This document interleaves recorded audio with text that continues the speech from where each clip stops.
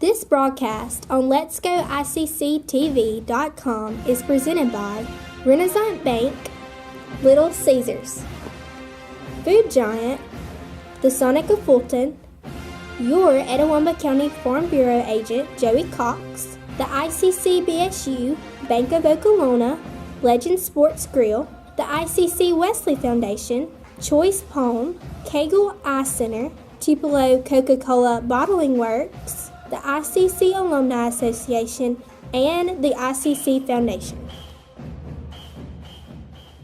Today, you are connected more than ever. Your friends, your family, your life. Having a partner that understands banking is what you do on your time, anywhere you like. It's about being connected, which is easy with convenient locations in your community. Understanding that sometimes you need to speak to real people with real answers. Banking partners with the services you desire, who understand how you want to bank. Renaissance Bank, understanding you. And welcome, ladies and gentlemen, to another week of Live with the Tribe here, talking with Coach Sean Cannon. No, it's not football season right now, but spring practice going on. A lot of people starting to get fired up about football season again. Coach, just real quick, catch us up on what's going on with ICC football. Yeah, we've gotten, I believe, 13 practices in so far, and going to try to wrap up this week just because it's so close to school getting out and everything like that. And, been a productive spring. Not a lot of bodies out there just because, we lost a lot to graduation last year, but we've gotten to evaluate a lot of kids coming up. Kids got a lot of reps and everything, and that's really what you want to try to get to this time of year when you get into spring football is, the thing I told them is, how many more reps can you get to be better than what you're going to be before you come back in the fall, and so that's kind of been our focus, and, kids been working hard, had pretty good weather, but that's been typical every spring we've had. Usually been cold, and I told them, I said, we'll be sitting out here in August, wishing we had this weather back again. Yeah, no doubt. Now, you talked about some of those challenges there, not having that many bodies. Of course, a lot of guys left in December.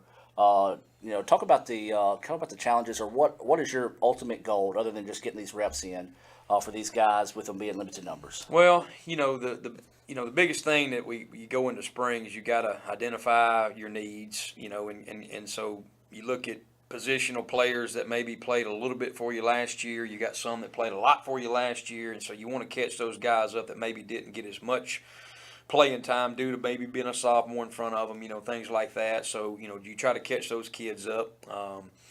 Good thing is we installed our schemes, which we had an OC, Coach Cook is back, so that kind of helped from last spring where Coach Coleman was here, then having to catch the kids up, in the summertime when Coach Cook got here. And so the continuity of the kids knowing the system helped, moving forward. And, and it's kind of like I tell them, I said, look, the opportunity you get, yeah, maybe you're the only person at that position, but how many more reps do you think you're getting to get yourself better, moving forward, man? So a lot of kids took advantage of those things, and, you try new things schematically on both sides of the ball, and, so, so those are some things that we did this spring, and, then breaking in a new offensive line coach, helped him getting him here, for the springtime, for those kids to, get to know him and how he's going to coach and things like that. And, and then really just getting back into the groove of, practicing and meetings and those type things. So the kids, that's one thing they do like. They don't like the weights and the running. They do like the practice parts,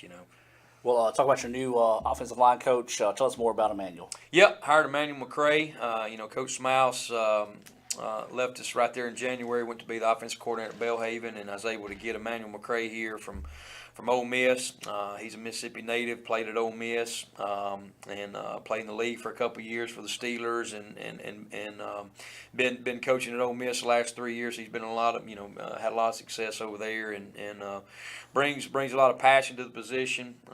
Playing offensive line is anytime you're a coach, I think that's a great thing to playing that position brings a lot of things into the kids. As far as mentality and things like that. So they responded to him well, and he's fitting in, and I think it's been good to have him here this spring. And one thing's for sure, you're not going to miss him when he's on campus. He's a big dude. No. That's one thing I tell him.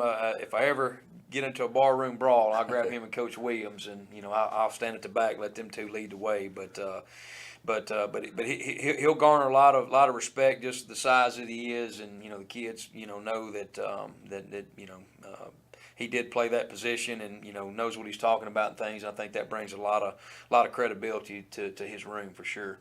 We're talking with Coach Sean Cannon here on Live with the Tribe. We're going to take a quick break, kind of shift gears a little bit, talk a little bit more with Sean about some of the other things going on right now with the football team, right here on Live with the Tribe when we come back.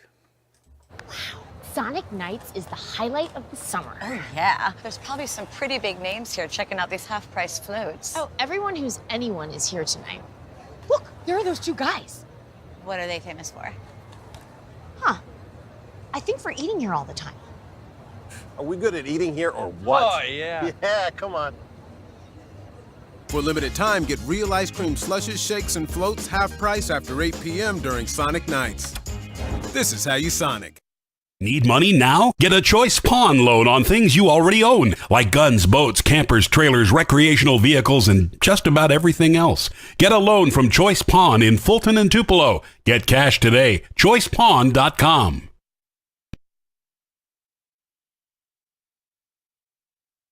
Hey Mississippi, let's fill the gap. Did you know Mississippi's community and junior colleges fill the gap between high school and skilled careers? Or that community and junior colleges are also a great value to students? It's true. Not only can they get degrees in these fields, they can actually afford the tuition to get them there. And did you realize that 96% of the state's community and junior college students are Mississippians? Not only that, they tend to stay in the state when they're done with college. And the more students that do so, the more skilled workers we'll have to fill the gap for jobs. And the more people to fill the job gaps, the more money stays in the state. Plus, the value of community and junior colleges in Mississippi is unbeatable. For every dollar the state puts into community and junior colleges, it gets $4.86 back, an almost 5-to-1 return on investment. So, come on, Mississippi. Contact your legislator and tell them to support Mississippi's community and junior colleges. And let's fill the gap.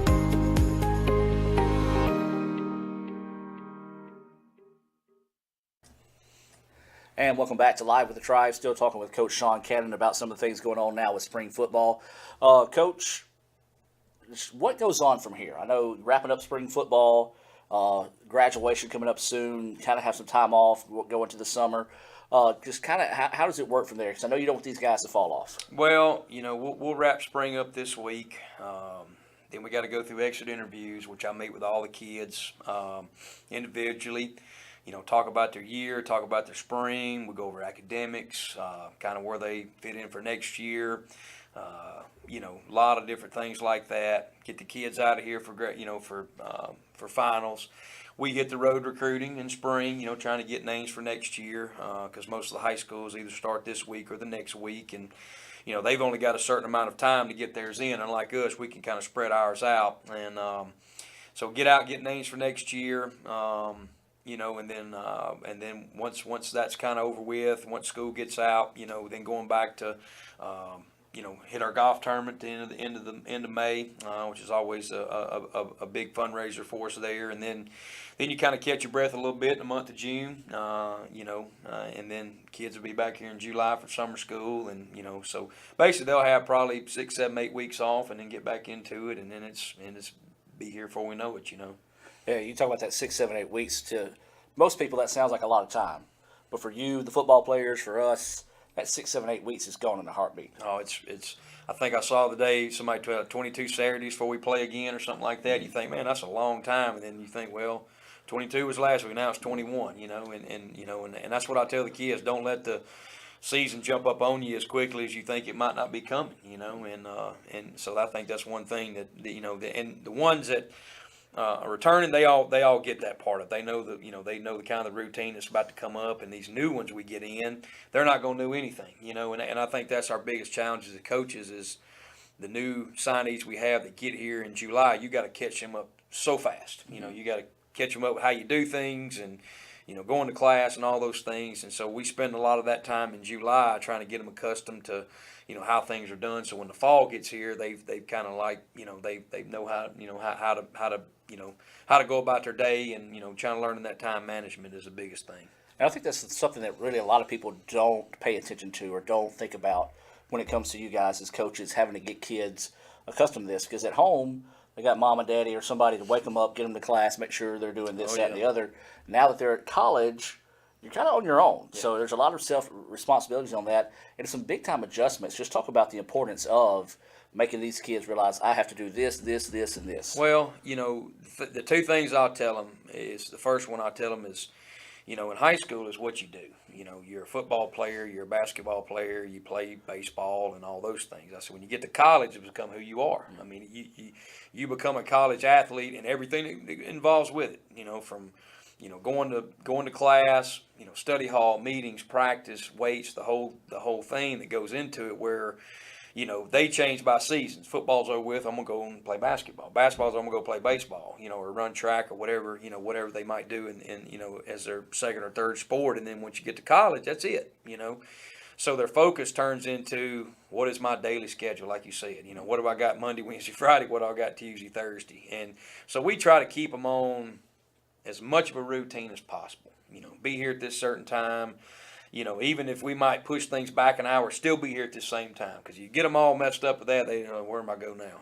And so you kind of get them accustomed to that deal. And and you're right. That's the thing I tell them. Look, Mama's not here, Daddy's not here.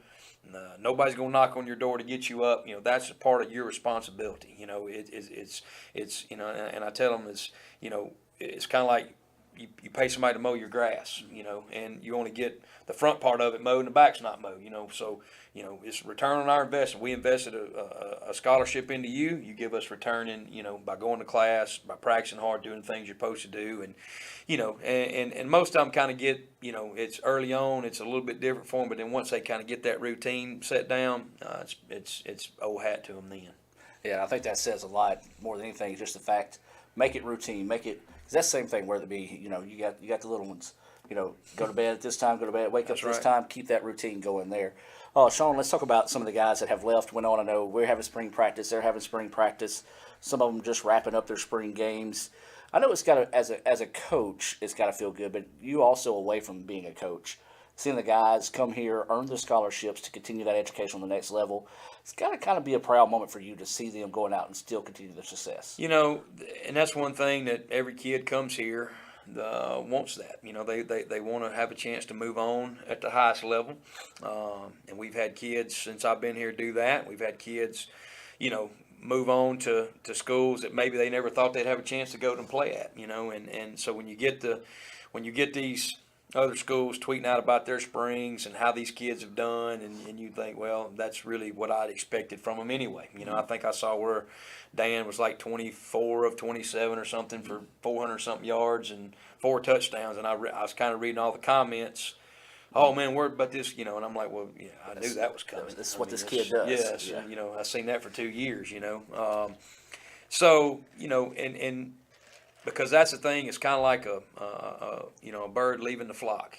That's kind of how we look at it, because you send these kids off and you hope you've given them enough guidance over a year and a half to go and be successful wherever they go, and to know what to do, where to be on time and all those things, because we always want these same schools to come back and recruit our players again, and we want them to come back in our place and say, Coach, I really appreciate, he did a great job for us and all those things. And that's probably the biggest thing with us, whether they play good or bad or, whatever. The biggest thing is making sure they're doing what they're supposed to do, off the field and representing their programs where they are now, with high class.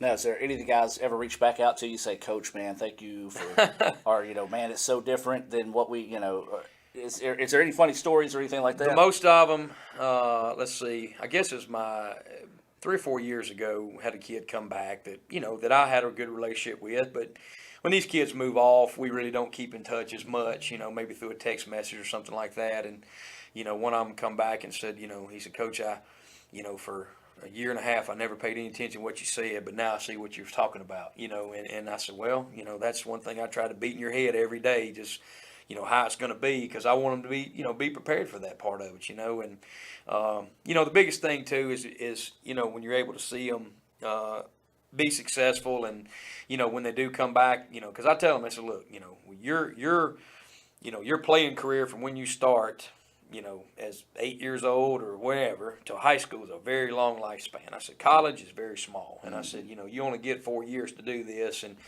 I tell them, you'll look up and 4 years is gone. And that's probably what I get more than anything. These kids that are their careers are over, coming back going, Coach, man, it flew by. And I said, I try to tell you that, And so most of them when they're here, maybe don't tell you that personally, but then they get back and now, Coach, I really appreciate what this place did for me and, how they give me this opportunity and things like that. And that's probably the biggest thing that, makes my job worthwhile is to see these kids reach their goals and the biggest thing is to get a degree, because, hopefully they can play 15 years past college, but, the chances of that are very slim and they know that, but being able to set yourself up with a college degree is going to mean more to you than anything, and you just use football to get that part of it. I think a prime example of that is going to be Pringle. I know he went on to Kentucky. He's going to try out for the NFL, but I saw some of his posts on Instagram where seemed to me to be more excited the fact that, yes, I played football, but I got my degree. I went on and got my education. I'm going to make something of myself.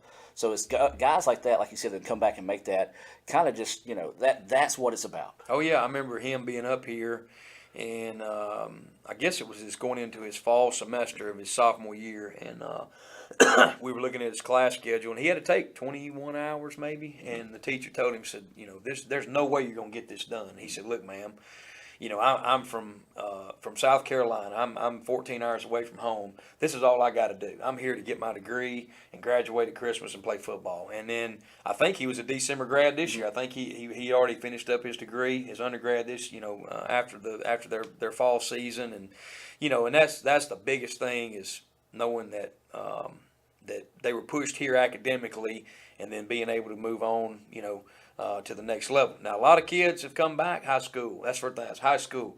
Coach, way easier than what this place was, And so I think Itawamba does a great job academically of challenging our kids, to get what they need to get to, their Englishes and maths and those type things. So when they move on, they're able to get into their major and things like that. And, so I think it really does set them up for knowing that, I'm going to have to work here and do what I'm supposed to do in the classroom, but moving forward, then, that I'm going to be setting myself up to know going into my junior and senior year that I've got what I'm going to get, go into to be to what I'm going to get my degree in. Absolutely. We're going to take another quick break and come back and talk about the golf tournament coming up, a big fundraiser for you there. We're talking with Coach Sean Cannon here on Live with the Tribe. Back with more right after this. What's better than waiting in line at the bank? Literally everything. Renaissance Bank's mobile check deposit lets you take care of checks wherever you want. Click on Deposit Check in the Renaissance mobile app. Read and hit Continue on the bottom of the notice page. Sign it. Write your name, account number, and for mobile deposit only on the back. Photograph it, front and back, so we know it's real. Type in the amount. Choose the account to deposit into. Click Continue, and go on your way. You'll receive an email that is being processed, but hold on to the hard copy until the check clears, and then rip it up and throw it away. So what are you waiting for? Download the Renaissance mobile banking app and make waiting in line a thing of the past. Check, phone, check. Renaissance Bank. Understanding you.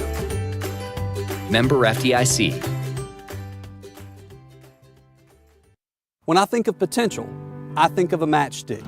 When a matchstick reaches its potential, it releases a flame that ignites everything around it. 2018 brings new potential for you and your life at Itawamba Community College, where you are each empowered to do great things. You can be better, accomplish more, and live a life that is above the bar. Your potential is here.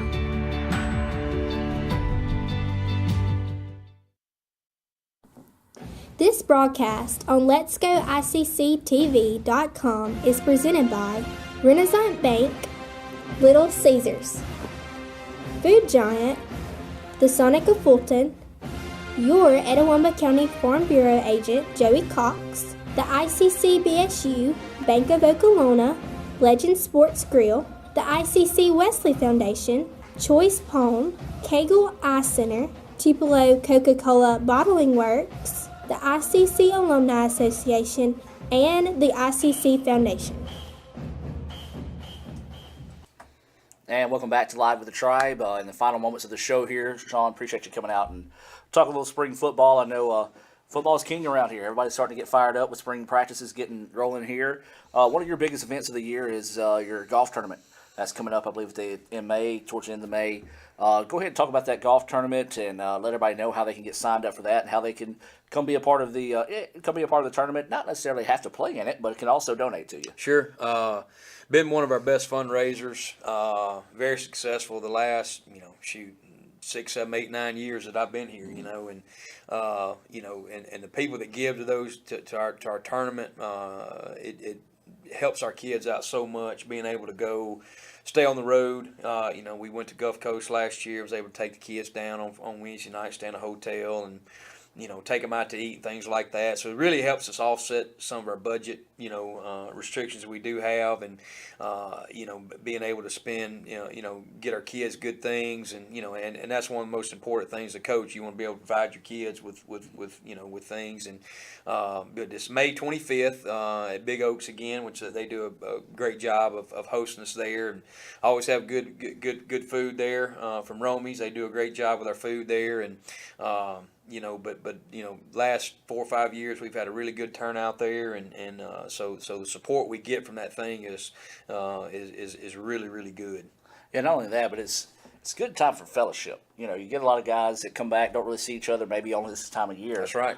So you can just feel that camaraderie throughout the whole tournament. People just go out there and have a good time. That's it. I don't think nobody's really focused on winning the championship as much as just going out there and having a good time, like you said. And it's always been on a Friday afternoon there, so a lot of guys slip off from work there, and be able to come out and play golf, and do those, and like I said, see their buddies and hit around, but it's always been a great event for us, and we do so much appreciate those people that do come and play, and the ones that sponsor our give us sponsorships, and don't know how much it goes into our program moving forward.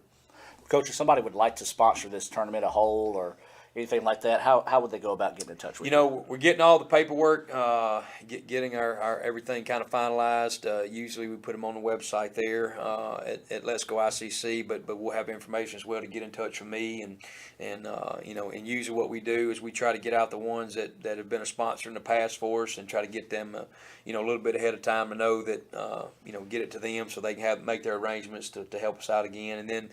And then we just go out and we try to find other people. We just go knocking on doors and seeing if people want to come play in it or want to be a sponsor. And most of the time, going door to door, face to face, people are pretty, they're pretty responsive into doing that. And it's a great way to advertise their business and. Things like that. So that's really kind of it's a home run for both sides. Absolutely. So we'll have more information on letsgoicc.com, and also probably throughout some of our broadcasts as well leading up to that tournament. Sean, I know it's been a busy day for you, my man. Thank you for coming out. All right. Appreciate it. As that's going to wrap things up here on Let's Go ICC TV, Live with the Tribe. We'll see you next Monday here on the Red Channel. What if Mississippi's community and junior colleges didn't exist? You'd see a much different Mississippi, one without these degrees. And the jobs that come from them. One where many would fail to get a higher education because affordable community and junior college is their only hope. We're in danger of this happening thanks to state budget cuts. In fact, Mississippi once ranked #1 in America's community and junior college systems. #1. But now has slipped out of the top 10, way out. Which is already a consequence of budget cuts. So, what if community and junior colleges didn't exist? If budget cuts continue, we may well find out. Contact your legislator and tell them to support Mississippi's community and junior colleges. When I think of potential, I think of a matchstick. When a matchstick reaches its potential, it releases a flame that ignites everything around it. 2018 brings new potential for you and your life at Itawamba Community College, where you are each empowered to do great things. You can be better, accomplish more, and live a life that is above the bar. Your potential is here.